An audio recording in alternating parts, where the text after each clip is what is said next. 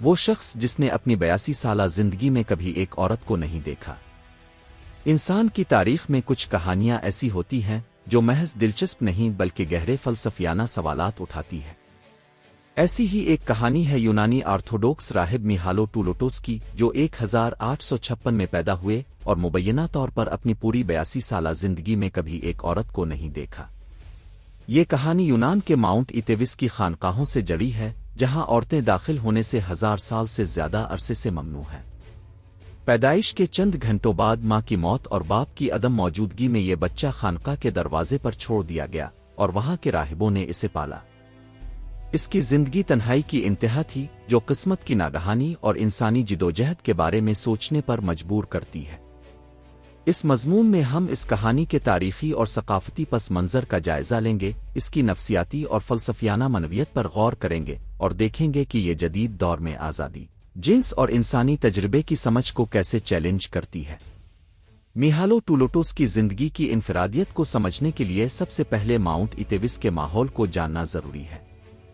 شمالی یونان کے ایک کٹھن جزیرہ نما پر واقع یہ ہولی ماؤنٹن 9ویں صدی سے آرتھوڈوکس رابانیت کا گڑھ ہے۔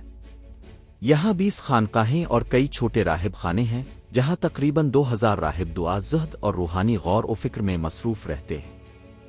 اس علاقے کی سب سے اہم خصوصیت وہ آواٹون نامی قدیم حکم ہے، جو 10ویں صدی میں نافذ ہوا اور عورتوں، مادہ جانوروں، چوہوں کو کنٹرول کرنے والی بلیوں کے علاوہ اور یہاں تک کہ داڑھی نہ رکھنے والے نوجوانوں کے داخلے پر پابندی لگاتا ہے۔ یہ پابندی راہبوں کی پاکدامنی اور اللہ توجہ کو برقرار رکھنے کے لیے ہے، اور اس کی جڑے حضرت مریم کے ایک افسانوی دیدار میں ہے، جنہوں نے اس پہاڑ کو اپنا خصوصی باغ قرار دیا۔ یہ حکم یونانی قانون اور یونیسکو کی عالمی ورثہ کی فہرست میں شامل ہے، جو ماؤنٹ ایتیوس کو دنیا کے سب سے الگ تھلگ اور جنس کے لحاظ سے علیحدہ مقامات میں سے ایک بناتا ہے۔ میہالو ٹولوٹوس کی پیدائش 1856 میں ہوئی۔ کہانی کے مطابق پیدائش کے صرف چند گھنٹوں بعد ان کی ماں انتقال کر گئیں اور کوئی باپ رشتہ دار سامنے نہ آیا۔ ننھے بچے کو ماؤنٹ ایتیوس کی ایک خانقاہ، ممکنہ طور پر گریٹ لاوریا، کے دروازے پر چھوڑ دیا گیا۔ راہبوں نے اسے پناہ دی، نام دیا اور پالا۔ وہ بخور کی خوشبو، عبادت کی آوازوں اور گھنٹیوں کی گونج میں بڑے ہوئے۔ انہوں نے کبھی خانقاہ کی حدود سے باہر قدم نہ رکھا اور رابانیت کے قواعد کی پابندی کی۔ 1938 میں 82 سال کی عمر میں انتقال ہوا۔ ایک یونانی اخبار کی رپورٹ کے مطابق انہوں نے نہ کبھی عورت دیکھی، نہ کار، نہ ٹیلی فون اور نہ جدید دنیا کی کوئی چیز۔ عورتوں کا علم صرف بائبل اور مذہبی تصاویر سے تھا۔ یہ تفصیل ان کی زندگی کو جدیدیت سے مکمل علیحدگی کی علامت بناتی ہے۔ یہ کہانی قسمت کے تصور کو چیلنج کرتی ہے۔ قدیم یونانی افسانوں میں مویرئی، 3 دیویاں، زندگی کا دھاگا کاٹتی ہے۔ ٹولوٹوس کی زندگی بھی پیدائش سے ہی مقرر نظر آتی ہے۔ کیا یہ اللہ ارادہ تھا، اتفاق، انسانی فیصلوں کا نتیجہ؟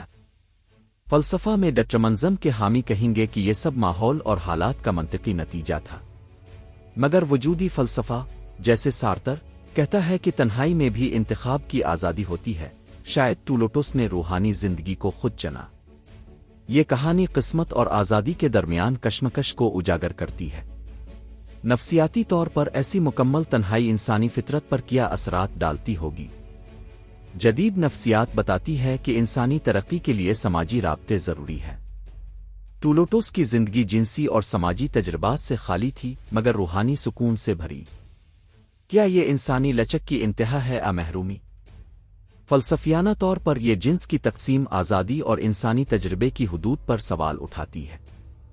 جدید دور میں جہاں جنس کی برابری اور آزادی پر زور ہے، یہ کہانی یاد دلاتی ہے کہ کچھ زندگیاں حالات کی زنجیروں میں جکڑی ہوتی ہیں۔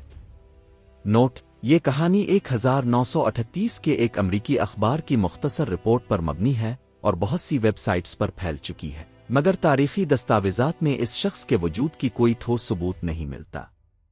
کچھ ماہرین اسے افسانوی یا مبالغہ آمیز سمجھتے ہیں، کیونکہ ماؤنٹ ایتیوس کی سختی کے باوجود ایسی مکمل علیحدگی کا دعویٰ مشکوک ہے۔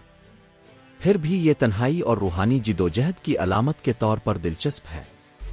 یہ کہانی ہمیں سوچنے پر مجبور کرتی ہے کہ زندگی کتنی غیر متوقع ہوتی ہے اور کبھی کبھی حالات ہماری مرضی سے بالاتر ہوتے ہیں۔ میہالو ٹولوٹوس کی زندگی ایک آئینہ ہے جو انسانی حالت کی پیچیدگیوں کو دکھاتی ہے۔